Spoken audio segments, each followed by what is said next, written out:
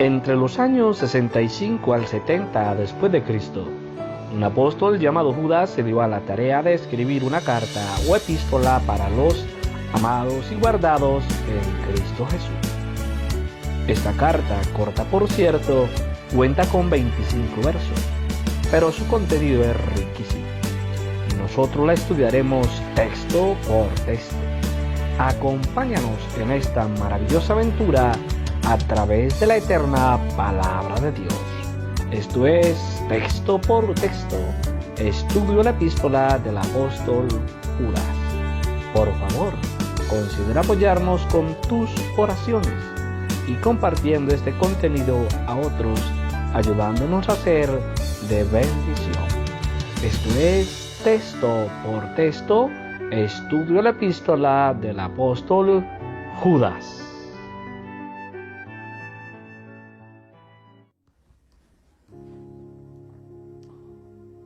No obstante, de la misma manera, también estos soñadores mancillan la carne, rechazan la autoridad y blasfeman de las potestades superiores. Hola, bienvenidos y bendiciones. Bueno, para cuando llegamos al verso número 8, el apóstol trae a nuestros oídos a unos señores. Él les da un nombre o un término, él los llama soñadores. Pudiésemos decir en esta hora que esos soñadores de los que está hablando el apóstol Judas son aquellos que están alejados de la realidad. ¿Y quiénes son esos soñadores? Bueno, no pueden ser los de Sodoma, que vimos el juicio a las ciudades en el verso 7. Tampoco son los ángeles, que vimos su juicio en el verso 6. Y mucho menos los incrédulos, que vimos su juicio en el verso 5. Esos soñadores, según el apóstol, parecen ser unos que él describe en el verso 4. Por ahí leímos y hablamos de estos y dice que unos que entraron encubiertamente. Y el apóstol declara que esos que entraron encubiertamente fueron hombres impíos. Estos que entraron encubiertamente, estos que dice el apóstol que fueron hombres impíos, parecen alquimistas. Tienen la habilidad de convertir las cosas. Convierten en libertinaje la gracia de nuestro Dios. Judas, en su libro o en su epístola, habla de ellos en el verso 4, que entraron encubiertamente, les da el calificativo, los describe como hombres impíos. Pero en el verso 8 habla de ellos, para mí son los mismos. Y dice que esos que convierten en libertinaje la gracia de nuestro Dios, en el verso 8 dice que estos mancillan la carne. Estos soñadores o alejados de la realidad, como los vamos a llamar, son de los que creen que como hay gracia, pues pequemos. Después de todo, Dios nos va a perdonar una y otra vez. Pero si nos vamos a Romanos capítulo 6, verso 1, la palabra de Dios está diciendo o preguntando al apóstol: ¿perseveraremos en el pecado para que la gracia abunde?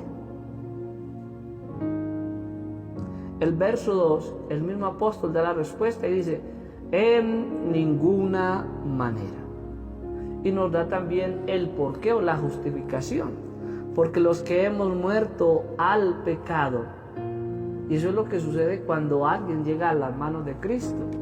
Ahí en el bautismo se oficia una muerte y una resurrección. Entonces dice el apóstol que los que hemos muerto al pecado, ¿cómo viviremos aún en él?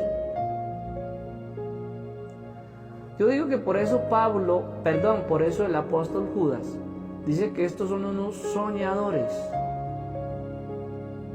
Son unos que están alejados de la realidad. El que sueña está alejado de la realidad, tan alejado que en sus sueños es capaz o puede vivir un mundo de fantasías o fantástico mundo irreal, algo totalmente alejado de la realidad.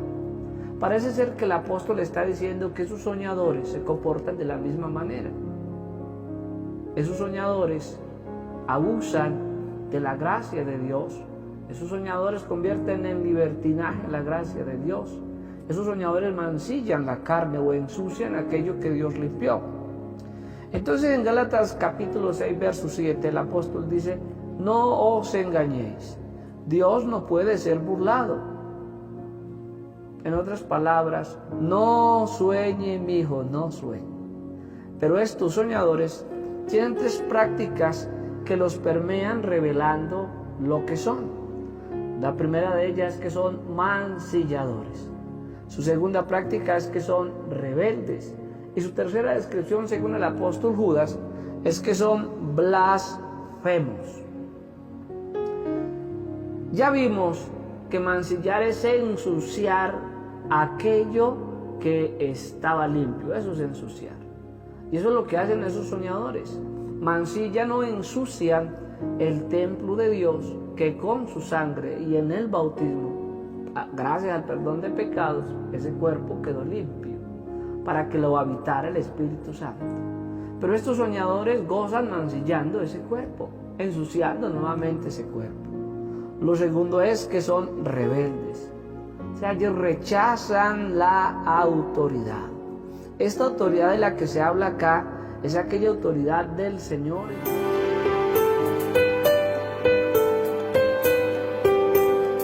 ¿Cómo lo demuestran? Menospreciando la autoridad delegada. Luego de menospreciar la autoridad delegada, entonces menosprecian la autoridad de la palabra y le restan poderío o le restan importancia a la enseñanza de la palabra de Dios. Después de que menosprecian la autoridad delegada y menosprecian la autoridad de la palabra, entonces menosprecian la inspiración de la misma palabra.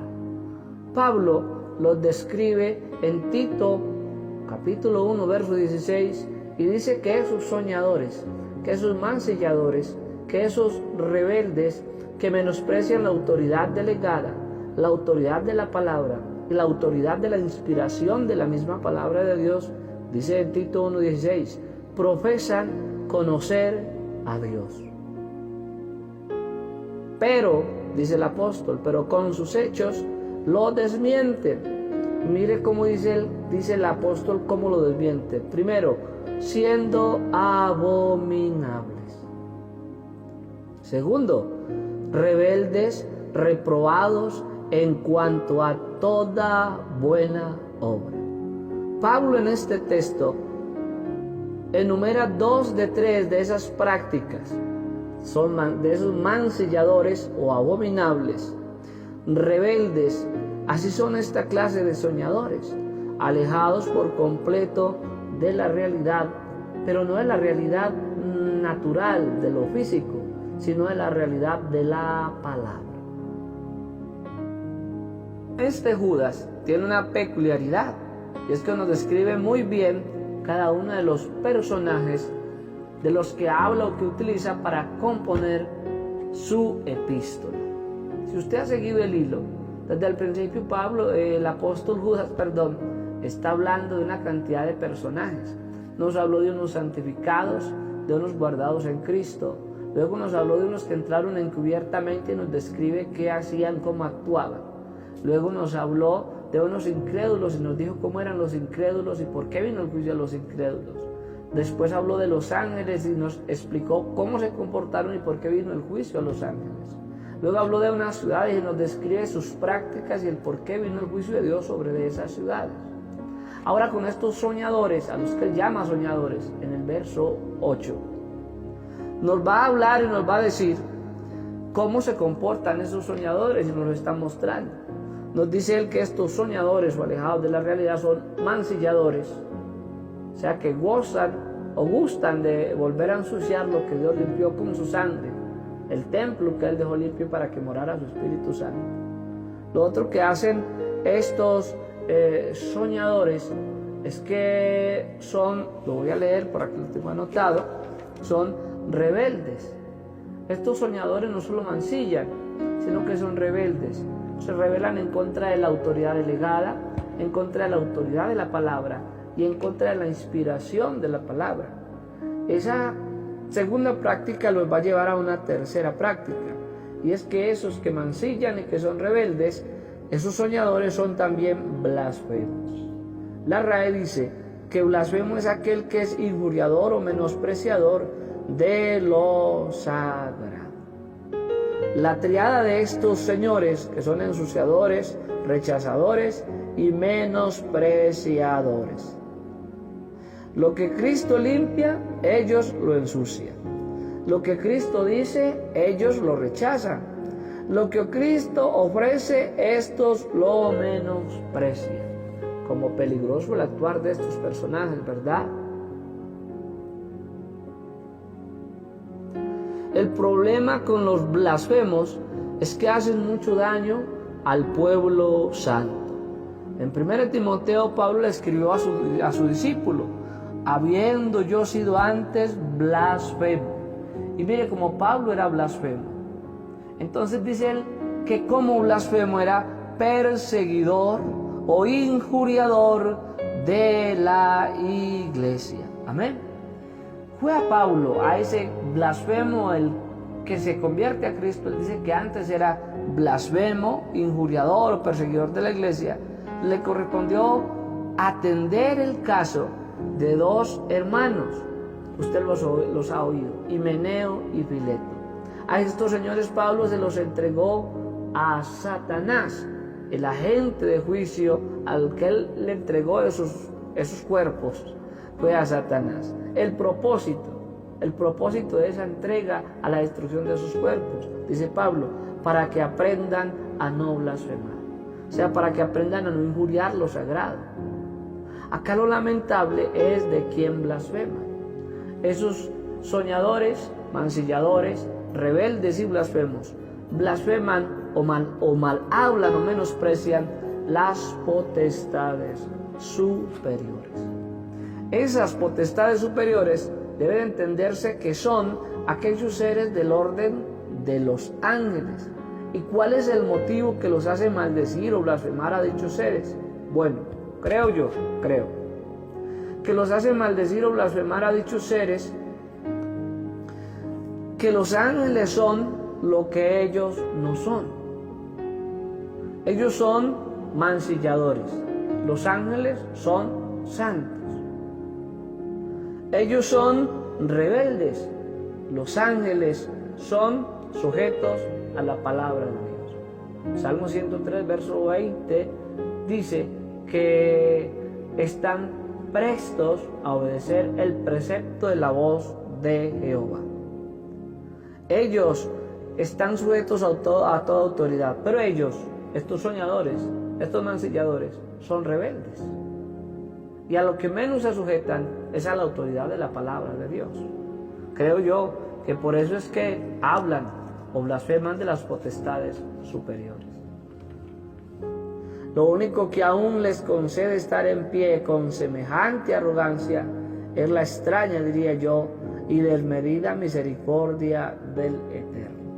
Pues bastaría una orden dada por esa máxima autoridad y uno solo de esos seres exterminarían la raza humana. Según este texto, nuestra sociedad actual califica para ser esos soñadores de los que está hablando el apóstol Judas en su verso 8 de su epístola. Con creces lo demuestra en lo que en su música que escuchan es una música sucia, corrompida, impía. Es una música que ensucia la mente y ensucia el corazón. Son rebeldes a la palabra, son reacios. Es más, incluso atacan y menosprecian esta bendita palabra de Dios. Y son blasfemos, porque usted y yo los hemos visto blasfemar de todo lo sagrado. Blasfeman del cielo, blasfeman del Cristo que murió en el Calvario para darnos salvación. Blasfeman de lo sagrado y lo pisotean, bendito el nombre del Señor Jesús. Esos son soñadores